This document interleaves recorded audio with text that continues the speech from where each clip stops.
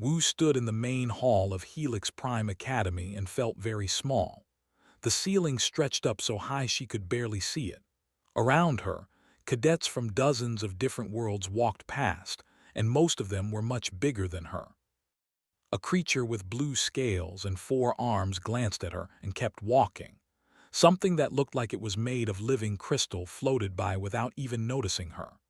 2 massive beings covered in thick gray skin laughed together near a wall, their voices so deep she felt them in her chest.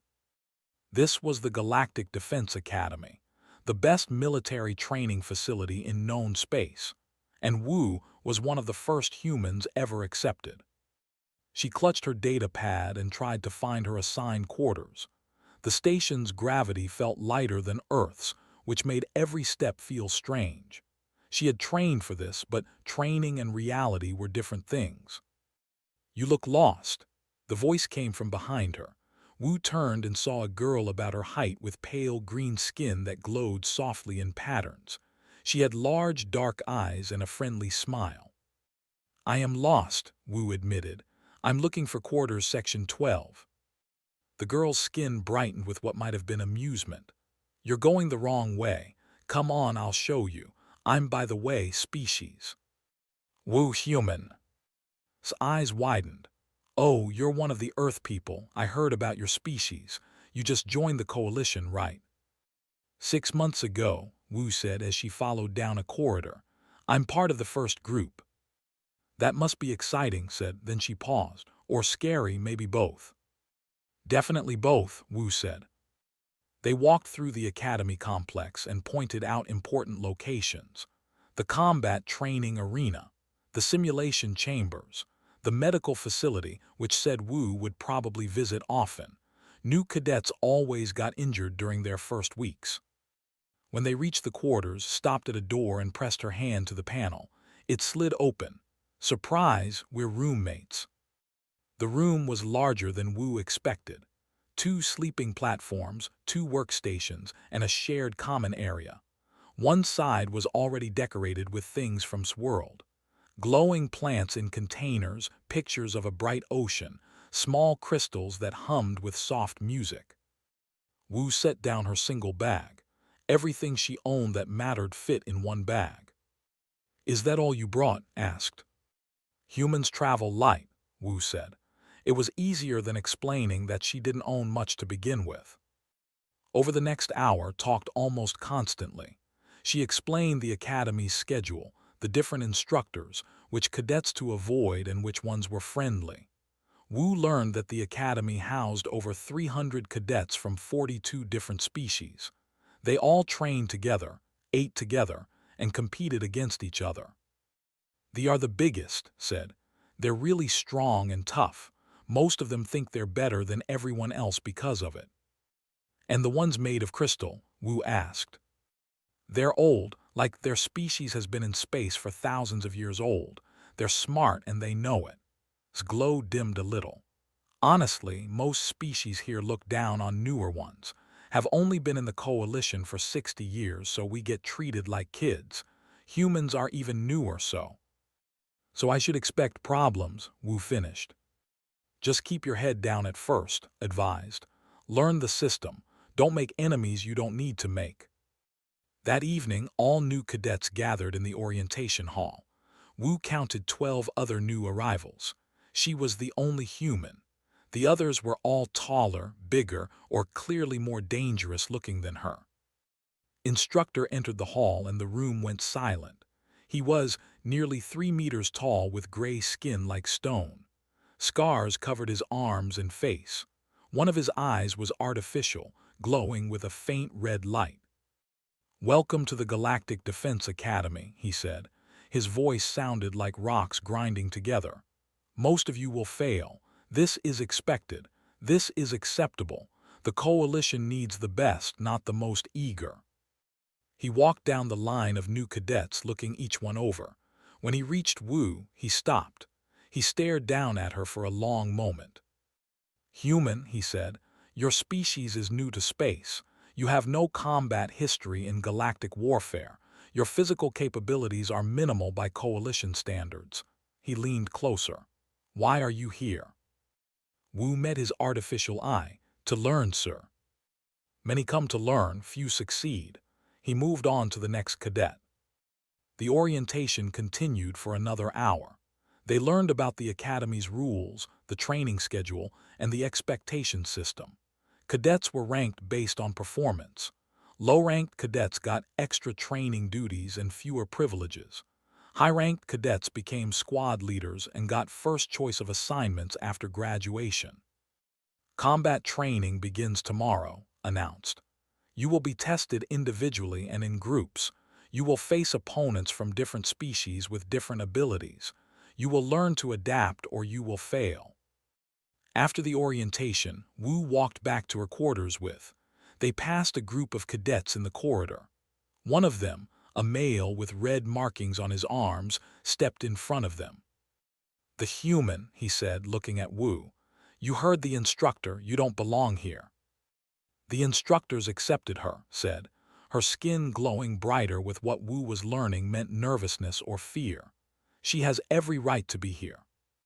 The laughed. Rights don't matter in the arena, little light. He looked back at Wu.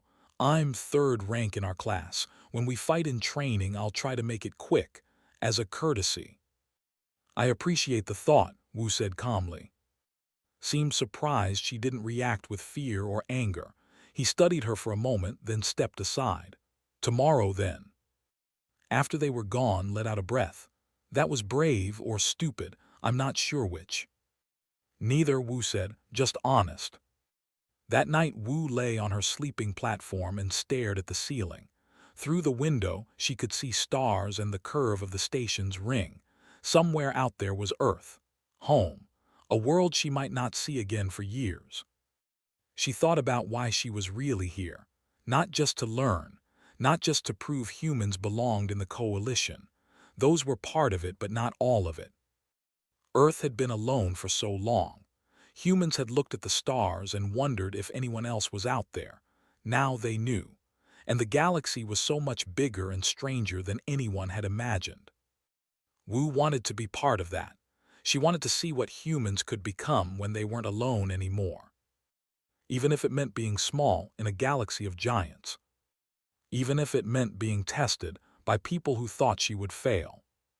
Tomorrow would be her first real test, combat training. She would face cadets who were stronger, faster, and more experienced than her. Cadets from species that had been fighting in space for centuries while humans were still figuring out how to leave their own planet. But Wu had something they didn't understand yet, something Earth had taught every human who ever lived. Survival wasn't about being the strongest. It was about being too stubborn to quit. She closed her eyes and slept. Tomorrow would come soon enough. The combat arena was massive. Wu stood at the entrance with the other cadets from Training Group 7 and tried not to feel overwhelmed. The space was circular, at least 100 meters across, with a floor made of some kind of dark material that seemed to absorb light. The walls were lined with protective barriers and observation platforms where instructors could watch. Above them, gravity generators hummed. The arena could shift gravity levels, atmospheric composition, even temperature to simulate different combat environments. Today, it was set to standard coalition baseline. Light gravity, thin air, easy for most species. Hard for humans, who evolved in heavier gravity and thicker air. Instructor stood in the center of the arena. Individual assessments today, he announced. Each of you will demonstrate your combat capabilities. No weapons, natural abilities only. The purpose is to understand what each species brings to a fight. The first cadet up was unnamed. He was younger than but still massive by human standards. Nearly 3 meters of muscle and thick gray skin. They matched him against a training dummy made of reinforced alloy, walked up to it, drew back his fist and punched. The dummy flew backwards 10 meters and crashed into the wall with a sound like thunder. When it settled, there was a fist-sized dent in its torso. The watching cadets murmured with approval. That was standard strength, impressive but expected. Next came a with 4 arms and scales that shimmered between blue and purple. Her species was known for tactical thinking and coordination. She faced 3 training dummies that moved and attacked with simple patterns. Didn't rush. She watched for exactly 5 seconds, her secondary arms moving through calculations on a data pad at her hip. Then she moved. Each strike was precise, targeting joints and sensor points. Within 20 seconds, all 3 dummies were disabled. She didn't waste a single movement. Efficiency said with approval, "Good." More cadets went. A named demonstrated energy projection, creating shields and blasts from his crystalline structure. A generated electrical charges that could stun or disable electronic systems. Each species showed what they could do. Then it was Wu's turn. She walked to the center of the arena, looked at her. "The human, show us what your species can do." They brought out a single training dummy, not 3 like faced, just 1. The message was clear, they expected very little. Wu approached the dummy. It was taller than her and probably weighed 3 times what she did. She studied it for a moment, identifying weak points, joints, balance points, structural stress areas. Then she moved. Her first strike was a palm heel to what would be a solar plexus on a humanoid. The dummy rocked back. Before it could stabilize, she was already moving, sweeping its leg analog. As it tilted, she struck the neck joint with a precise blow. The dummy hit the ground. Total time 4 seconds. The arena was quiet. Wu stepped back and waited. Again said, with 3 dummies. They brought out 2 more. These were programmed to move and attack. Wu faced them as they activated. They came at her from different angles, their movements coordinated to trap her between them. She didn't try to fight them head-on. Instead, she flowed. When one dummy swung, she wasn't there. When another grabbed, she had already moved. She used their size against them, leading one into another's path, striking nerve clusters and joint points that most species didn't even know existed. By the time she finished, all 3 dummies were on the ground. She was breathing harder but not exhausted. The silence in the arena had a different quality now, not dismissal, uncertainty. Stood up from where he had been watching. "That was luck," he said.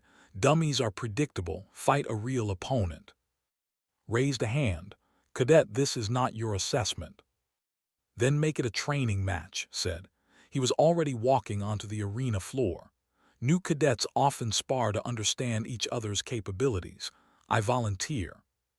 Several other cadets were nodding. They wanted to see this. The massive against the small human. Considered it, then he nodded. "Very well, standard sparring rules, fight until yield or incapacitation. Non-lethal force only." Wu looked at as he approached. He was more than twice her height and probably 5 times her weight. His skin was thick enough to stop blades. His bones were dense enough to break steel. "Ready?" asked. Wu nodded. "Begin." Charged immediately. It was a simple tactic. Use his size and strength to overwhelm her before she could think. His first punch could have shattered concrete. Wu wasn't there when it landed. She had already moved, reading his body language, seeing the punch coming before it started. She slipped past his guard and struck his ribs. Not hard enough to injure, but hard enough that he felt it. His eyes widened, had thick skin and dense bones, but they still had nerves. They could still feel pain. He swung again, faster this time. Again, Wu avoided it. Her counter-strike hit the inside of his elbow, targeting a nerve cluster. His arm went partially numb for a second. What started to say? Wu hit him 3 more times in rapid succession. Nerve strikes, pressure points, areas where even physiology had vulnerabilities. She wasn't trying to overpower him. She was trying to disable his ability to use that power. Roared with frustration and changed tactics. He stopped trying to punch and simply tried to grab her. If he could get his hands on her, the fight was over. But Wu was fast, faster than he expected, faster than most of the watching cadets expected. She moved like water flowing around his attempts, always just out of reach. That was when other cadets started standing up. Jumped into the arena. "This isn't right," he said. "Don't lose to humans." Before could object, joined the fight. Now Wu faced two opponents, both much stronger than her. She adapted instantly. When attacked from the front, she used his momentum to position in his path. When reached for her, she redirected his arm into his chest. She turned their advantages against them, making their size and strength into weaknesses. A named Minyu stood up. "The human is using tricks," he said. "That won't work against real combat." He entered the arena, his 4 arms ready. Now there were 3. Wu's breathing was faster now. 3 opponents was harder, much harder. She couldn't keep this up forever. But she didn't need forever. She just needed to last long enough. Minyu attacked with all 4 arms in a coordinated pattern. Were masters of multi-limb combat. But Wu had been watching him earlier. She knew his patterns. When his primary arm struck high, his secondary arm struck low. When he committed to an attack, he exposed his center.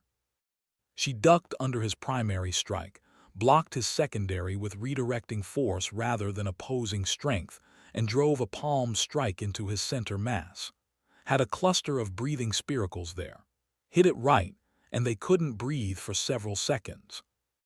Minyu staggered back, gasping, and came at her together now, coordinating their attacks. Wu was tiring. She could feel it, but she kept moving, kept adapting, kept finding the gaps in their defenses. That was when the alarm started. Red lights flashed throughout the arena. A mechanical voice echoed from all directions. "Danger threshold EXCEDED. Earthborn combatant DETECTED. Cease combat immediately." Every cadet froze. The voice repeated, "Earthborn combatant DETECTED. Threat level high. All CADETS cease combat." Wu stopped moving. She stood in the center of the arena, breathing hard, surrounded by 3 opponents who were all staring at her with confusion and something that might have been fear. Stepped onto the arena floor. His expression was unreadable. "Cadet Wu," he said quietly, "stand down." Wu lowered her hands. "Sir, I don't understand what just happened."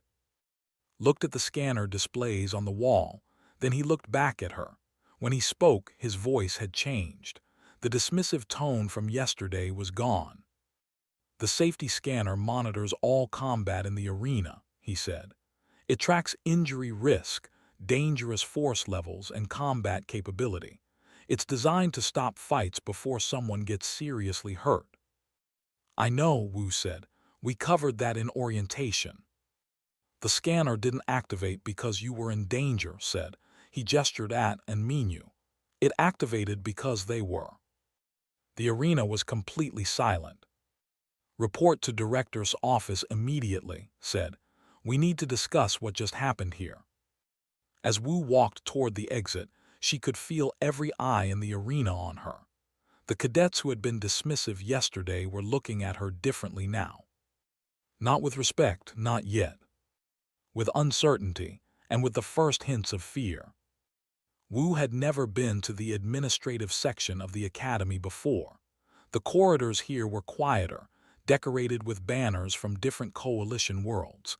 Each one represented a species that had graduated officers from this academy. She counted 43 banners. Earth wasn't among them yet. The door to Director's office was made of polished metal that reflected her image back at her. She looked small and tired. Sweat still dampened her training clothes from the arena. She pressed the entry chime and waited. "Enter," a voice said. It sounded like wind chimes made of glass. The door slid open. The office beyond was large and filled with light from massive windows that showed the stars beyond the station. In the center of the room stood Director. He was beautiful in a way that hurt to look at directly. His body was made of crystalline structures that refracted light into rainbows. He stood about 2 meters tall, vaguely humanoid in shape, but clearly not human. Parts of his body were transparent, showing energy moving through him like blood through veins. "Cadet Wu," he said, "please sit." There was a chair designed for human proportions. Someone had prepared for this meeting. Wu sat down and tried not to show how nervous she was. Moved to stand by the window. When he walked, light scattered around him in patterns. "I have been alive for 417 years, he said. "I have trained coalition officers for the past 2 centuries. Do you know how many humans I have met before you and your group arrived?" "No, sir." "None." He turned to face her. "Your species is brand new to us. 6 months in the coalition is nothing. Most species spend decades as probationary members before they are fully integrated. Earth was accepted unusually quickly." "I didn't know that," Wu said. "Most humans don't. Your leaders wanted to protect your people from feeling inferior to species that have been spacefaring for, moved to a desk and activated a holographic display. But there was a reason Earth was accepted so quickly. We need to discuss that reason now." The hologram showed an image of Earth from space, blue and white and green. Beautiful. Then the display shifted to show data, gravity measurements, atmospheric composition, temperature ranges, radiation levels. "Do you know what a death world is, Cadet Wu?" "No, sir." In galactic classification, planets are ranked by how difficult they are to survive on. Most coalition species evolved on what we call garden worlds. Stable climates, moderate gravity, few predators, pleasant conditions that allowed intelligent life to develop through cooperation and social evolution. The data on the display changed, highlighting certain numbers in red. Earth is classified as a Category 9 death world. Out of 10 categories, only 3 other known planets rank higher in terms of danger to life. Wu stared at the display. She had never thought of Earth as particularly dangerous. It was just home. "Your gravity is 1.3 times coalition standard," continued. "Your atmospheric oxygen levels would be toxic to most species if they breathed it for more than a few hours. Your planet has thousands of species of predators, many of which hunt in packs with sophisticated strategies. Your diseases and parasites are so aggressive that most galactic biologics teams refuse to study them without full isolation protocols." He pulled up another image, a human skeleton next to a skeleton and a skeleton. "Humans evolved under constant threat. Your bone density is extreme compared to your body mass. Your muscle fiber is designed for explosive strength and endurance. Your nervous system prioritizes threat response over almost everything else. Your healing capabilities are remarkable. We have documented cases of humans recovering from injuries that would be fatal to most coalition species." Wu looked at her own hands. They seemed ordinary to her, small, weak compared to hands or manipulation limbs. "The incident in the arena today was not a malfunction," said. "The safety scanner did exactly what it was designed to do. It detected a threat level that exceeded safety parameters." "But I wasn't trying to hurt them," Wu said. "I was just defending myself." "I know, that's what concerns us." Waved his hand and the display changed again. This time it showed a recording of the fight in the arena. Wu watched herself move between 3 opponents, striking with precision and speed. "The scanner measures multiple factors," explained. "Impact force, injury probability, combat effectiveness. When you fought those 3 cadets, the scanner calculated that you had a 73% probability of causing serious injury within the next 30 seconds if the fight had continued." "That can't be right," Wu said. "They're all bigger and stronger than me." "Bigger and stronger, yes. But you come from a world that taught your species different lessons." Froze the recording on an image of Wu striking a nerve cluster on his arm. "Evolved on a low-gravity world with no natural predators. They never needed to develop sophisticated hand-to-hand combat instincts. Their size and strength were enough." He changed the image to show Minyu. "Evolved as cooperative hive builders. They fight with coordination and tactics, but they assume their opponents will fight the same way.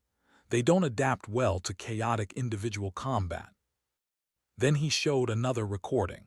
This one Wu hadn't seen before. It showed human soldiers in coalition uniforms during what looked like a training exercise with other species. The humans moved differently than their alien counterparts. Faster, more aggressively. They took risks that made the other species hesitate. Since humans joined the coalition military, we have been observing, said. Your species has a capacity for violence that we didn't expect. Not because you are cruel or aggressive by nature, but because violence is a survival skill your planet taught you. Earth isn't that bad, Wu said quietly. To you, it's home. To us, it's a nightmare. His crystalline body shifted colors from blue to a darker purple. Did you know that human children have an instinctive fear of predators they've never seen? Fear of snakes, fear of large carnivores. These fears are genetic, built into you by millions of years of being prey. Wu had never thought about it that way. Most coalition species don't have those fears, continued, because most species didn't spend millions of years being hunted. Your people did, and that shaped everything about how you think, how you move, how you fight. He pulled up another display. This one showed statistics, human performance in various coalition training programs. The numbers were shocking. Humans ranked in the top 15% for endurance, top 20% for adaptability, top 10% for pain tolerance. But these are just training scores, Wu said. They don't mean we're dangerous. By themselves, no, but combined with your other traits, they create something unique. Turned to face her fully. Humans have better pattern recognition than almost any species we've encountered. You can track movements, predict behaviors, identify weaknesses faster than species with far more advanced neural structures. Do you know why? No, sir. Because your ancestors were hunters. Persistent hunters who tracked prey across continents for days. Your brains evolved to read tiny details in movement and behavior because missing those details meant starvation. The room was quiet except for the soft hum of the station systems. There's something else, said. Something we've noticed in every human who has entered coalition service. You bond with other species in ways we don't fully understand. You form emotional connections with beings that are completely alien to you. You show empathy toward species that don't show empathy back. Is that bad? Wu asked. No, it's remarkable, and it's another survival trait. He brought up images of Earth animals, dogs, horses, other creatures. Your species domesticated predators. You turned wolves into companions. You formed working relationships with animals that should have been your competitors or threats. This ability to connect across species barriers is extremely rare. Wu was beginning to understand. You're saying humans are dangerous because of where we come from. I'm saying humans are survivors from a world that tried to kill you for millions of years. Every part of your biology reflects that struggle, your capacity for violence, your ability to endure, your pattern recognition, your empathy. All of it comes from the same source. Moved closer to Wu. His crystalline form caught the light and scattered it across the walls. The galaxy is afraid of what you represent, he said softly. Not because we think humans will conquer us, but because you survived something most of us can't even imagine, and that makes you unpredictable. Wu thought about confidence before the fight, about how surprised he had been when she actually hurt him, about the fear in the eyes of the other cadets when the alarm sounded. What happens now? She asked. Now, said, we need to decide how to integrate your species into coalition training protocols, because what happened today will happen again. Every time a human cadet faces opponents who underestimate them, every time human instincts clash with alien expectations. He deactivated the displays, and the room returned to just starlight through the windows. You have 3 options, Cadet Wu. and the choice you make will help determine how we handle all future human cadets. Director gestured toward the holographic display again. 3 options appeared, floating in the air between them like ghosts made of light. Option 1, he said. You continue standard training but with modified protocols. We adjust the parameters for human cadets, limited contact sparring, reduced combat assessments. Essentially, we handicap you to make you safe for other species to train with. Wu looked at the description. It showed humans training separately in many exercises, always monitored, always restricted. You would still graduate, said. You would still become a coalition officer, but you would always carry the label of being too dangerous for normal integration. Other species would see the modifications and know that humans require special treatment. He moved to the second option. Option 2. You transfer to a specialized program for high-risk species. There are 3 other species in the coalition that come from death worlds, though none as extreme as Earth. They train in separate facilities with different protocols. You would be with beings who understand what it's like to be considered dangerous by nature. The display showed a different academy, smaller, more isolated. The cadets there were all from species Wu didn't recognize. They looked powerful, alien in ways that went beyond mere physical differences. You would receive excellent training, said. Perhaps better training than the standard academy provides, but you would be segregated, isolated. The message to the galaxy would be that humans cannot integrate with normal coalition society. Wu felt a weight in her chest. Both options were gilded cages. Safe cages, maybe, but still cages. And the third option, she asked. His crystalline body shifted to a brighter blue. The third option is the hardest. You stay in standard training. No modifications. No segregation. But you also help us develop new training protocols that account for human capabilities. You become a test case, a bridge between what the coalition understands and what humanity represents. The third option's display showed Wu training alongside other cadets, but also showed her working with instructors, demonstrating techniques, helping to develop new safety measures. This option has risks, said. You will face prejudice from cadets who fear you. You will have to prove yourself constantly. Every mistake you make will be, every success will be scrutinized. You will represent your entire species whether you want to or not. Wu studied the 3 options. Each one had advantages. Each one had costs. What do you think I should choose? She asked. I cannot make this choice for you, said. But I can tell you what I have learned in 400 years of watching different species join the coalition. The species that integrate successfully are not the ones that hide their differences. They are the ones that embrace what makes them unique and teach others to understand it.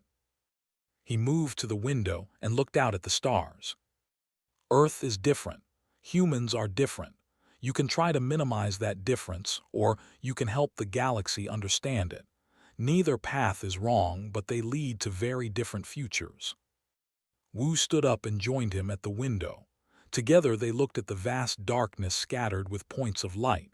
Each star might have planets. Each planet might have life. The galaxy was so much bigger than Earth. How did the other species react to humans joining the coalition? She asked. With caution, admitted. When the coalition made first contact with Earth, many species wanted to reject your application for membership. They looked at your history, the wars, the violence, the environmental damage. They saw a dangerous species. But we were accepted anyway. Because some of us saw something else, turned to look at her. His eyes were like prisms, breaking light into patterns. We saw a species that survived the impossible, a species that looked at a hostile universe and didn't hide from it. You reached for the stars from a death world with primitive technology and sheer determination. Other species did the same thing, Wu said. No, they didn't. Pulled up another display. This one showed technological development timelines for different species. Most species develop space travel after thousands of years of peaceful cooperation. They built slowly, carefully, safely. Earth developed space capability in less than a century of serious effort. You went from ground-based flight to orbital stations to moon landings in 60 years. The timeline showed Earth's progress as a sharp spike compared to the gradual curves of other species. You were in a hurry, said, like you knew you didn't have time to waste, like something was chasing you. Nothing was chasing us, Wu said. Your own mortality was chasing you. Humans live short lives compared to most coalition species. You have perhaps 80 or 90 years if you're lucky. Some of us live for centuries. We can afford to be patient. You cannot. Wu had never thought about it that way. To her, a human was normal. But humans must seem to flicker through existence like mayflies. This urgency is another thing that frightens the coalition, he said. Humans move fast, make decisions quickly, take risks that seem insane to species with more time to think, but that same urgency makes you valuable. He showed her more recordings. Human engineers solving problems in hours that other species took days to address.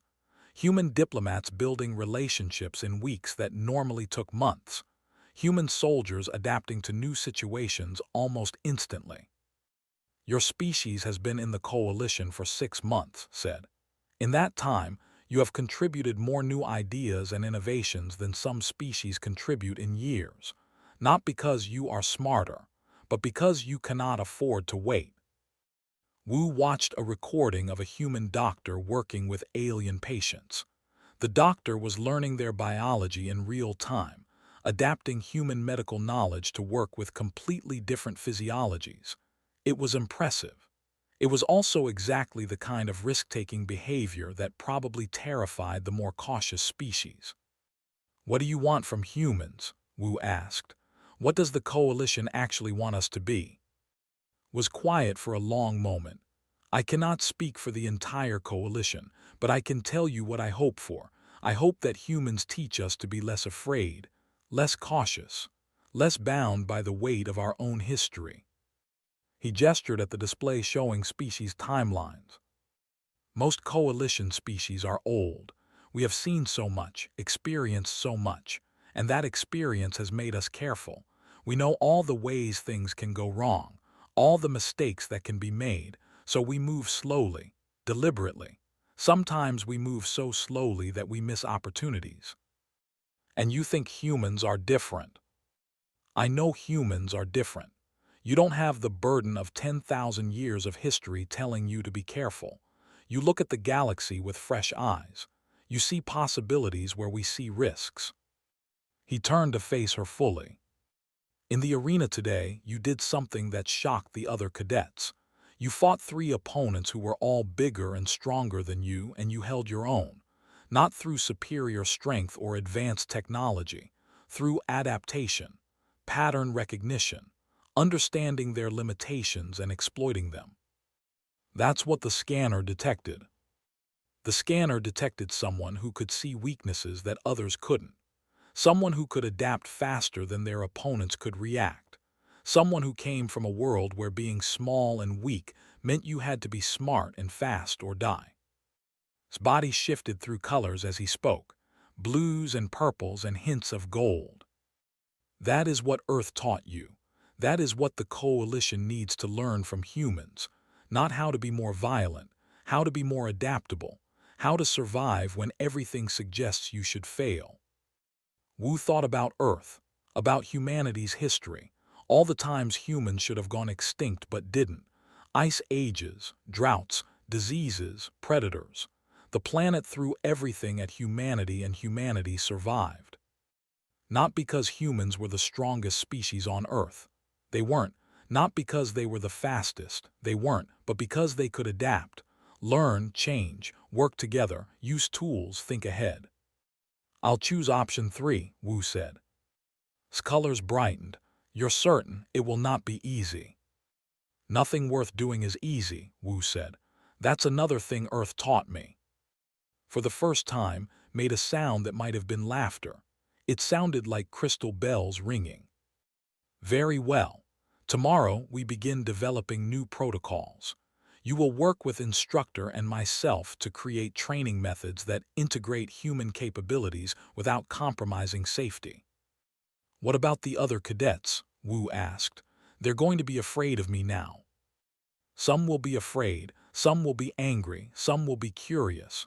Your job is to show them that fear and curiosity are better responses than hatred. Moved toward his desk. You are dismissed, cadet. Get some rest. Tomorrow will be challenging. Wu stood and saluted. Then she headed for the door. Cadet Wu called after her.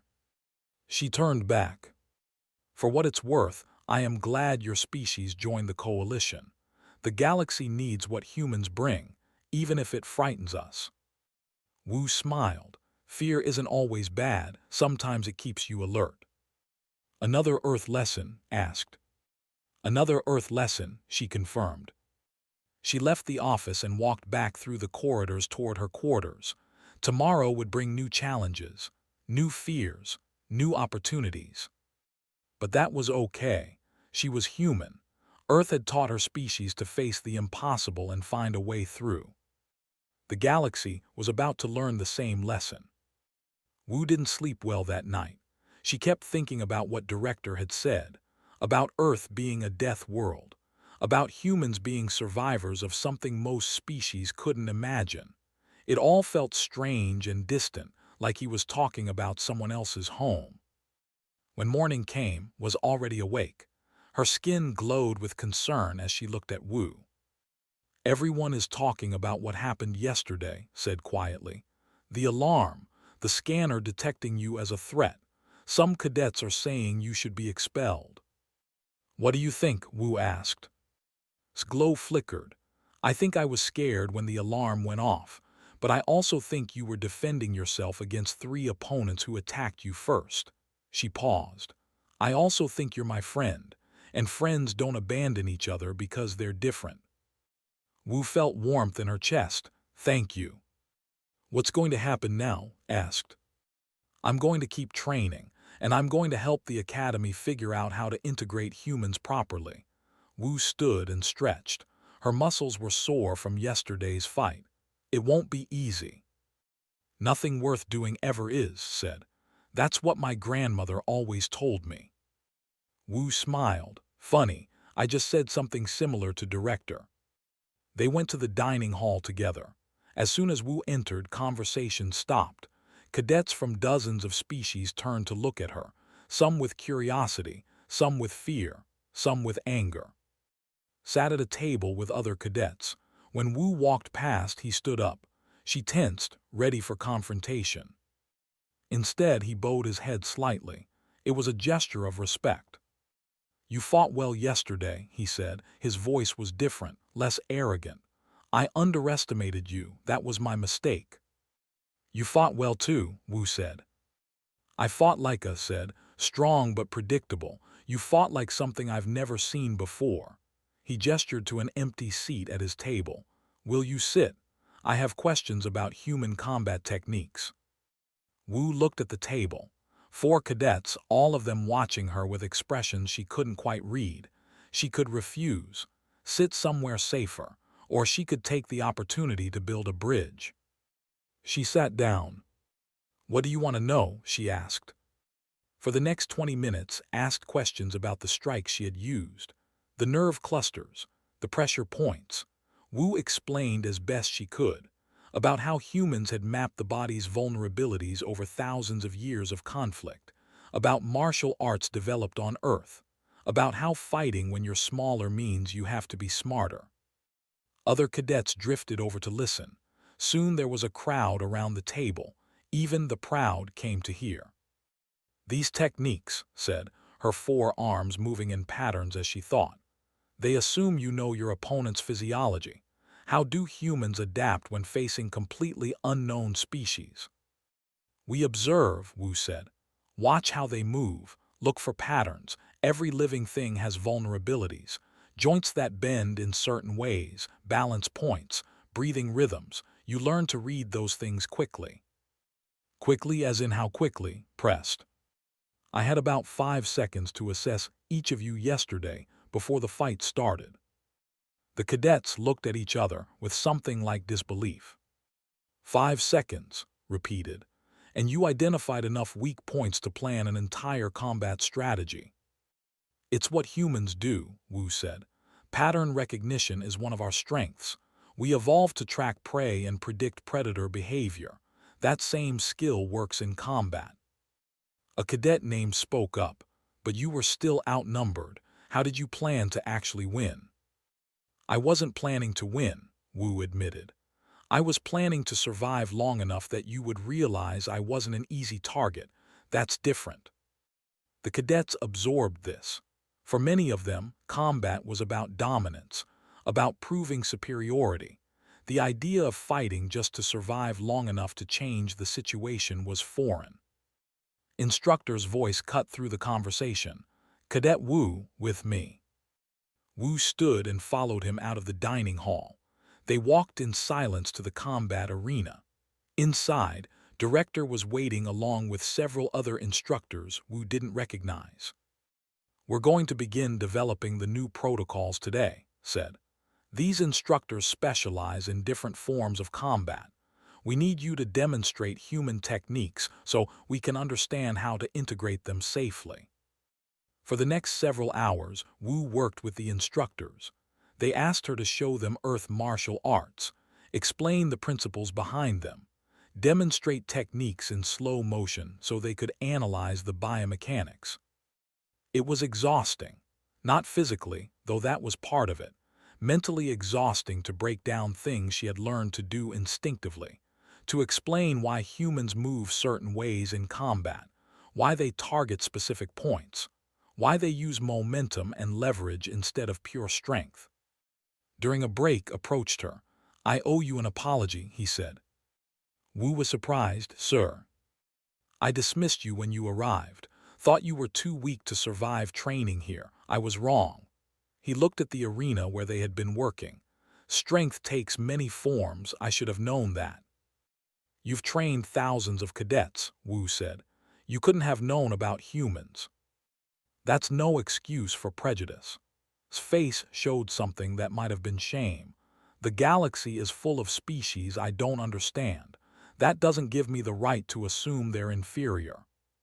What changed your mind? Wu asked. Watching you fight yesterday. You faced 3 opponents who should have crushed you in seconds, but you didn't panic, didn't give up. You adapted and survived. He paused. That takes a different kind of strength. The kind that can't be measured in how much weight you can lift or how fast you can run. That evening, Wu returned to her quarters to find waiting with news. There's going to be a demonstration tomorrow, said. Director announced it. You're going to show the entire academy what human combat capabilities look like, and you're going to explain the new training protocols. Wu felt her stomach tighten. The entire academy. Over 300 cadets, all the instructors, some coalition observers who came to see what the alarm incident was about. His glow dimmed with sympathy. Are you okay? Not really, Wu admitted, but I'll do it anyway. The next day, the main arena was filled. Wu stood in the center and looked up at hundreds of beings from dozens of worlds, all of them watching her, waiting to see if humans really were as dangerous as the scanner had indicated. Director's voice echoed through the arena. Cadet Wu will demonstrate human combat techniques. These demonstrations are designed to help us understand and integrate human capabilities into coalition training. Please observe carefully. Wu began. She showed them basic human martial arts, explained the principles, demonstrated how humans use leverage against stronger opponents, how pattern recognition allows quick adaptation, how targeting specific vulnerabilities can overcome superior size and strength.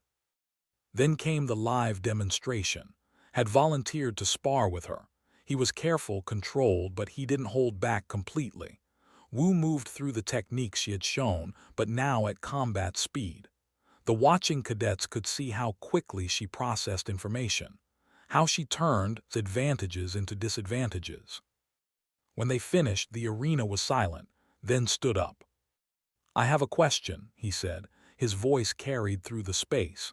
"If humans are this dangerous, why should we trust training with them? How do we know they won't hurt us?" It was a fair question, one many cadets were probably thinking. Wu took a breath. Because being capable of violence isn't the same as wanting violence.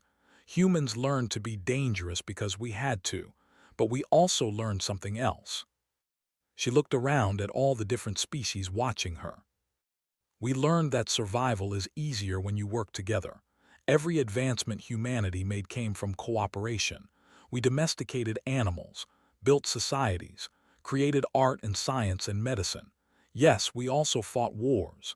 Yes, we have violence in our history, but we also have compassion, empathy, the ability to see value in beings that are completely different from us." She gestured at the assembled cadets. "You're all different from me, different sizes, different abilities, different ways of thinking, but I don't see enemies. I see potential allies, potential friends. That's what Earth taught humans. That difference isn't something to fear, it's something to learn from." Stood up, "What if we can't learn these techniques? What if human methods don't work for our physiologies?" "Then you don't use them," Wu said. "These protocols aren't about making everyone fight like humans. They're about understanding what humans bring to the coalition so we can work together effectively. You have advantages I don't have. I have advantages you don't have. The goal is to combine those advantages." More questions came. Wu answered them as honestly as she could. Some cadets remained skeptical. Some seemed convinced. Most were somewhere in between. When the demonstration ended, Wu was exhausted. But as she left the arena, something had changed. Cadets nodded to her in the corridors. Some even smiled. She wasn't just the dangerous human anymore.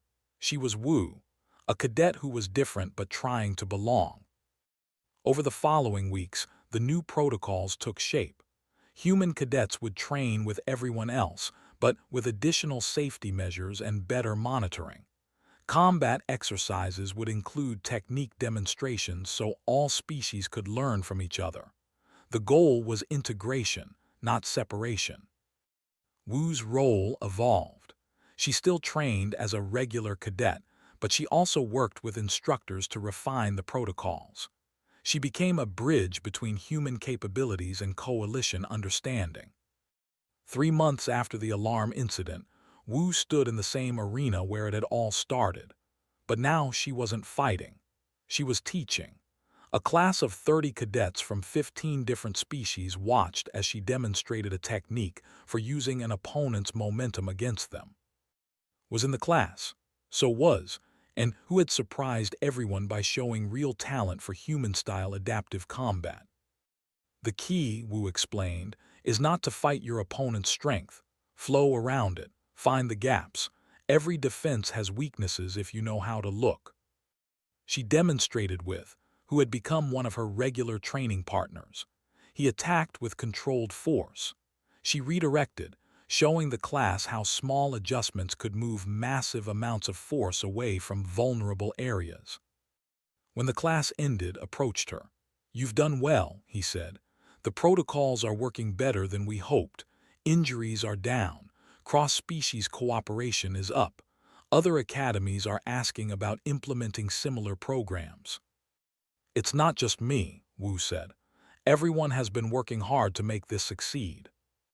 "True, but you were the catalyst." Looked at the arena where cadets were still practicing in small groups. "You showed us that being different doesn't have to mean being separate. That's a valuable lesson for the coalition." That night, Wu sat on an observation deck, looking out at the stars. "Do you miss Earth?" asked. "Sometimes," Wu admitted. "But I think I'm doing what I came here to do, showing the galaxy what humans can be, not just survivors, partners." "The galaxy is better for having humans in it," said. Her glow was warm and steady. "Even if you are terrifyingly dangerous." Wu laughed. "We're only dangerous when we need to be. The rest of the time, we're just people trying to find our place among the stars." She looked out at the vast darkness scattered with light. Earth was out there somewhere.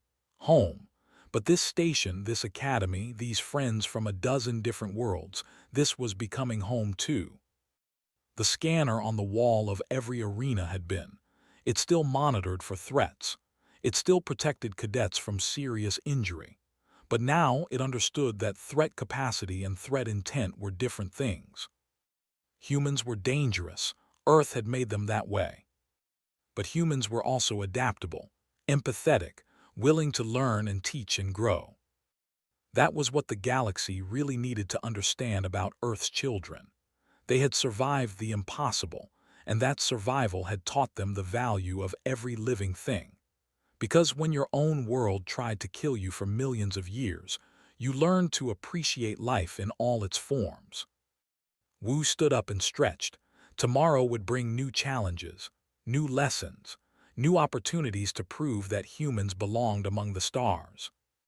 She was ready. Earth had prepared her well.